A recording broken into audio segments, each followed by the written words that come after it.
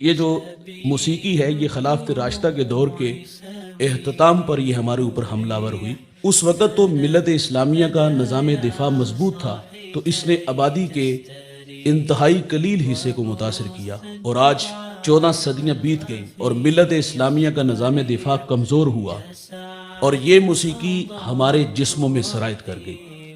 بقول اقبال کے آپ فرماتے تھا جو نہ خوب بتدریج وہی خوب ہوا، کہ غلامی میں بدل جاتا ہے قوموں کا ضمیر۔ کل تک جو روح کی سزا تھی آج وہ روح کی غذا۔ گانا گانے والا بچپن کا شوق اور اللہ کا فضل کہتا ہے، سننے والا اس کو روح کی غذا کہتا ہے۔ نہ گانا گانے والا غلط کہہ رہا ہے، نہ سننے والے اس کو گناہ جان رہے ہیں۔ میرے نبی صلی اللہ علیہ وسلم فرماتے میں محمد تو آلات موسیقی کو توڑنے آیا ہوں، اور فرمایا جو باندیوں سے گانے سنے گا اللہ قیامت کے دن ان کے کانوں میں سیسا پگھلا کے ڈالے گا۔ اما عائشہ رضی اللہ تعالی عنہ سے مروی روایت ہے، میرے نبی فرماتے جو اس حال میں مرا کہ وہ گانے سن رہا تھا، فرمایا مر جائے تو اس کا جنازہ بھی نہ پڑھو۔ عزت کی موت ہے بندہ گانے سنتا مرے۔ ہمارے گجراوالا میں قاری قرآن تھے، قاری عبداللطیف جلالی رحمۃ اللہ علیہ، اللہ ان کی قبر پہ کروڑوں رحمتوں کا نزول فرمائے۔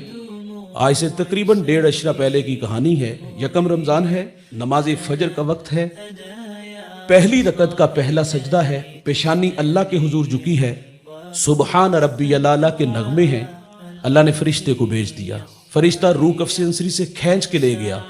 اس عالم نے، حافظ نے، قاری نے دائی اجل کو لبیک حالت سجدہ میں کہا، قیامت کے دن جب اٹھے گا تو اس کے لبوں پر سبحان ربی الاعلی کے نغمے ہوں گے۔ او بھائی جیو شان سے، مرو ایمان سے۔ یہ کوئی موت ہے یار کہ بندہ گانے سنتا مرے؟ میرے نبی فرماتے 2 آوازیں قابل لعنت آوازیں ہیں، ایک فرمائے خوشی کے وقت گانا، اور دوسرا فرمائے غم کے وقت بین کی آواز۔ یہ دنیا اور آخرت میں قابل لعنت آوازیں ہیں۔ میرے نبی نے فرمایا میری امت پہ ایک ایسا زمانہ آئے گا لوگ ریشم، زنا اور گانے بجانے کے آلات کو حلال قرار دیں گے، لوگ شرابیں پیئیں گے، نام بدل دیں گے، تو پھر کیا ہوگا؟ اللہ اس قوم کے بیٹوں سے ناراض ہو جائے گا، اور ناراضگی کا اظہار کیسے ہوگا؟ اللہ انہیں کھینچ کے زمین میں لے جائے گا، بعض کو خنزیر اور بعض کو بندر بنا دے گا۔ ماضی کے دریچوں میں جھانک کر کے دیکھو، 2005 کا جھٹکا، اور وہ اتنا خوفناک جھٹکا تھا، مانسیرا سے ضلع باغ تک 1 لاکھ انسانوں کی ہڈیاں ٹوٹ گئی تھی، سہاگ اجڑے، بچے یتیم ہوئے، ارمان کچلے گئے۔ سخاوت کے دیوتا لوگوں نے صبح کے اجالے میں دیکھا کہ ہاتھوں میں کشکول لیے بھیک مانگ رہے تھے۔ پرانی کہانی نہیں سنا رہا بھائی، یہ 1.5-2 اشرہ پہلے کی کہانی ہے۔ ایک جھٹکا لگا تھا، فرمایا جب آوارہ ہوں گے، شرابیں پیئیں گے، اللہ زمین میں کھینچ کے لے جائے گا۔ اچھا جب یہ جھٹکا لگا تھا تو خیال تھا کہ اب پیشانیوں میں سجدے ہوں گے، کانوں میں قرآن کے نغمے ہوں گے، لبوں پر سونے محمد کے ترانے ہوں گے، خیال تھا مسجدیں اب کھچا کھچ بھری ہوں گی۔ لیکن ستم کیا تھا، جب مسجد میں آئے ظہر کے وقت تو مسجد میں وہی 2, 2.5, 3 صفحے تھی۔ اور بھائی یہ جھٹکے لگتے ہیں، قوموں کو سنبھلنے کا موقع دیا جاتا ہے۔ اگر عذاب کا کوڑا وہاں برسا تو کھینچ کے اللہ زمین میں لے گیا، اور اگر اللہ یہاں پنجاب میں ناراض ہوا، یہ دوڑتی گاڑیاں، فلک بوس عمارتیں، بنگلے، اگر جھٹکا لگا تو کھینچ کے انہیں بھی زمین میں لے جائے گا۔ تو فرمایا جب شراب عام ہوگی، گانا عام ہوگا تو پھر کیا ہوگا؟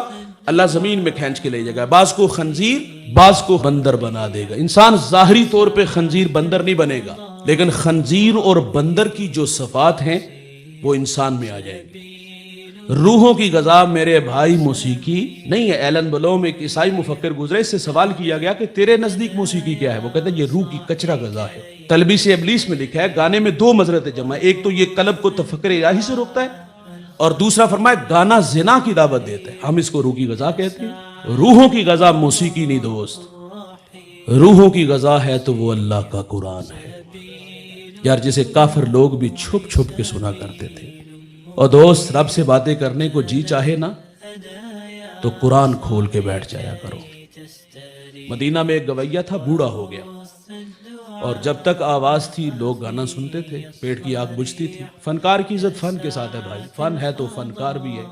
فن کمزور ہوا تو کون فنکار کو جائے؟ بڑے بڑے نام آپ لوگوں نے سنے ہوں گے، لیکن جب بستر عدالت پہ آ گرے، زندگی موت سے لڑنے لگے، تو کوئی ان کا پرسان حال نہیں ہوتا بھائی۔ یہ بھیک مانگنے پہ اور صدقہ و خیرات کھانے پہ مجبور ہوتے ہیں، ایڑیاں رگڑ رگڑ کے دنیا سے چلے جاتے ہیں۔ یہ مدینے کا گویا جنت البقیع کے قبرستان میں کھڑا ہے، اپنے ماضی کے گناہ یاد کر کے روتا ہے کہ مالک کہاں گزار دی زندگی۔ جب تک آواز تھی تو گانا چلا اور پیٹ کی آگ بھی بجھی، اب تو کوئی منہ بھی نہیں لگاتا۔ پہلے تو معذرت کی اور پھر کہا اللہ اب بڑھاپے میں کہاں دھکے کھاؤں گا، کوئی میرے لیے رزق کا بندوبست کر دے۔ حضرت عمر رضی اللہ تعالیٰ عنہ مسجد نبوی میں ماہو استراحت تھے، خواب میں آوازی عمر بقی کے قبرستان میں میرا بندہ مجھے مدد کو پکار رہا ہے، اٹھو اور اس کی مدد کو پہنچو۔ ننگے پاؤں ننگے سر دھوڑ لگا دی۔ جب قدموں کی آہٹ اس گویے نے سنی نا، پیچھے پلٹ کے دیکھا تو حضرت عمر تھے۔ کہتے اللہ آج عمر کے غضب سے بچا لینا۔ دوڑنے لگا تو آواز آئی رکو، میں خود نہیں آیا، مجھے کسی نے بھیجا ہے۔ کہا کس نے؟ کہا جسے تو ابھی ابھی پکار رہا تھا۔